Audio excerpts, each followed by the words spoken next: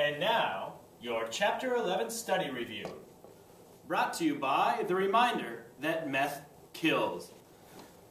Welcome, ladies and gentlemen. Chapter 11 study guide. Going to take a look at Washington, Adams, and political developments in the early republic, specifically the rise of political parties, namely the Federalists and the Republicans, also known as Democratic Republicans. We're going to just refer to them as the Republicans for the sake of being easy to remember. First question on your review guide. What were three departments that were created in President Washington's cabinet, and who is in charge of them? Remember, the cabinet was just simply the place where Washington kept his advisors, not the place that Grandma keeps the fine china. So we have the Department of State, led by Thomas Jefferson, who deals with foreign countries. We have the Department of War, the Department of Defense, led by Henry Knox, former general during the American Revolution. And then we have the Department of the Treasury, led by Alexander Hamilton, dealing with money or treasure. All right, question number 2. What is an excise tax? Well, it's a tax on luxury items. So during the day, this excise tax was placed on things like whiskey or carriages.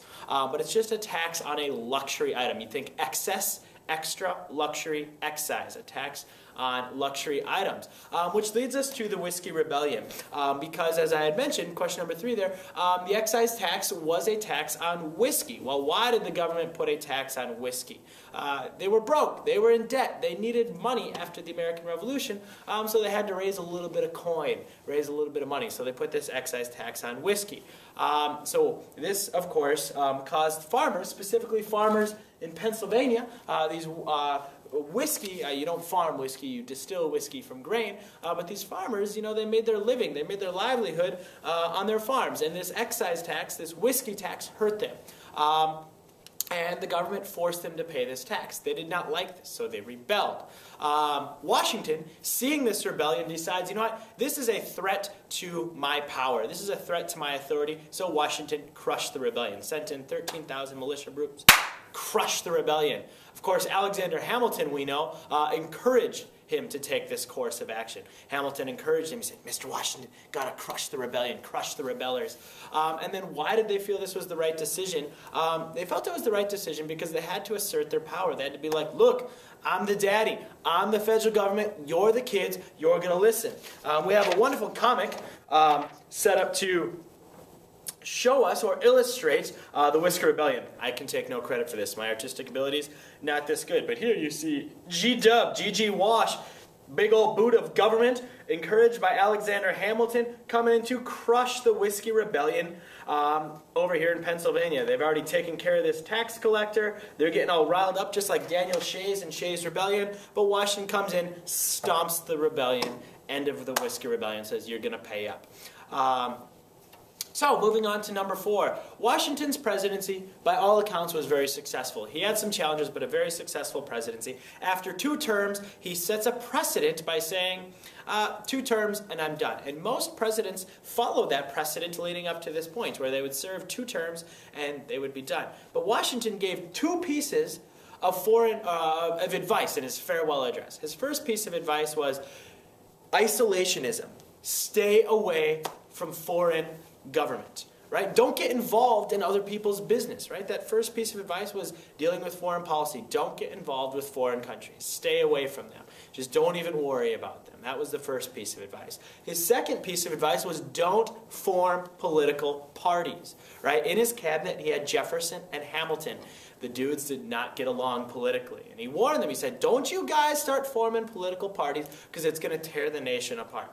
Those were his 2 pieces of advice, which the United States promptly ignored. And within 15 years of him departing from the presidency, those pieces of advice were thrown out the window. Question number 5, and we'll get more on the parties in a second. Question number 5.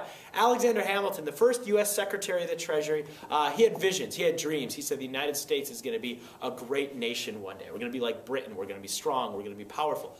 But in order for us to be powerful, number 5, we need to have a strong economy. If we have a strong economy, everything else will fall into play after that. Question number 6. While Washington was in office, question number 6, a bunch of true and false. True or false, the United States was at peace? True. True or false, political parties were created? False. True or false, the United States grew in size? True. We added a few states out here.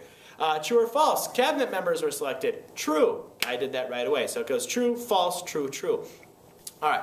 Number 7, now diving into the Federalists and the Republicans. There's a lot of differences that these two groups had, and we spent a lot of time examining them. One thing that you need to remember is that the Federalists were much like Arnold Schwarzenegger, right? They wanted a strong national government. Again, right, you see this, think Federalist, strong national government.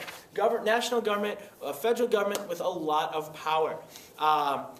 The Republicans, on the other hand, wanted a weak national government, limited national government. The government that governs the best is the government that governs the least. You got it, Thomas Jefferson.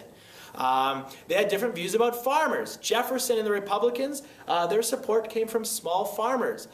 Federalists, not so down on the small farmers. They said agriculture, farming, that's not the way this nation should be run. It should be run by business.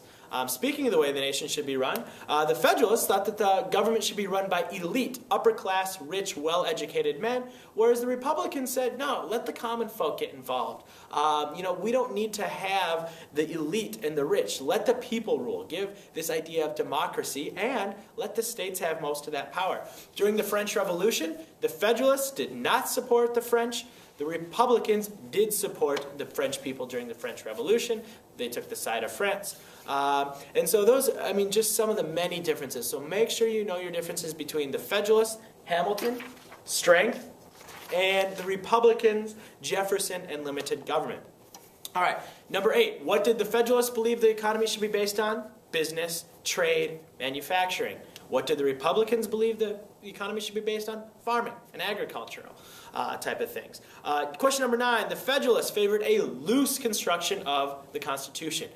Remember the elastic clause, that stretchy clause, that government can do all things necessary and proper to carry out their duties, is where they point to in the Constitution. So they believe that they could, Federalists, that they could stretch the Constitution. That's that loose interpretation. An example of this is the creation of the National Bank. Hamilton said, well, I need to collect taxes. A bank can help me collect taxes. I need our economy to be strong with businesses. A bank can give loan to businesses. So let's create a national bank. On the other hand, a strict interpretation by Jefferson and the Republicans said, if the Constitution does not say you can do it, then you can't do it. So Federalists have that loose, stretchy interpretation. Republicans have that strict, steel interpretation of the Constitution. Number 10, Republicans, who did they support during the French Revolution? Well, they supported it. They supported the French people. And why? Because the French people were getting rid of their king and queen. Off with their heads. So they supported the French Revolution, the Republicans did. Why? Because they felt that democracy was spreading. Number 11, which political party did the Alien and Sedition Acts hurt? So who were hurt by the Alien and Sedition Acts? Which political party? The Republican Party. Many people, especially Jefferson, were appalled by the Alien and Sedition Acts that were passed by Adams and the Federalists. They said rightfully that the Alien and Sedition Acts take away free speech. Remember, the Alien Acts targeted immigrants that were generally Republicans, and the Sedition Acts, which made it a crime to speak out against your government. So it made it a crime to speak out against the Federalists. Totally crazy, totally a violation of rights, and eventually they were taken away. Number 12, real quick, controversy. During the election of 1800, there was a tie. Well, first of all, John Adams lost. He was our first one-termer. And then there was a tie between Jefferson and Burr, 73 electoral votes apiece. Eventually, Alexander Hamilton, the longtime Federalist, the hardcore Federalist, came in and said, go for Jefferson. Right? His political enemy. Hamilton came in and said, vote for Jefferson, my political enemy, instead of Aaron Burr, because he said that Jefferson was the better guy. Well, of course, we do now know that Aaron Burr later shot and killed Hamilton. Maybe still held a grudge, maybe not, I don't know. And also number 12, they passed the 12th Amendment to deal with this, to handle the tie. And then lastly, number 13, the election of 1800 was called a peaceful revolution by Thomas Jefferson. Why? Well, because the power went from the Federalists and John Adams to the Republicans and Thomas Jefferson. No shots were fired. It was a peaceful revolution. New people came into power. A new political party came into power, and people did not take to the streets. They did not riot. It was peaceful. No shots were fired. So that's that. That is your Chapter 11 study guide, talking about political developments in the early republic. Just remember, Federalists, Hamilton, strength, Republicans, Jefferson, limited national government. You're going to do fantastic. Good luck. I'm out.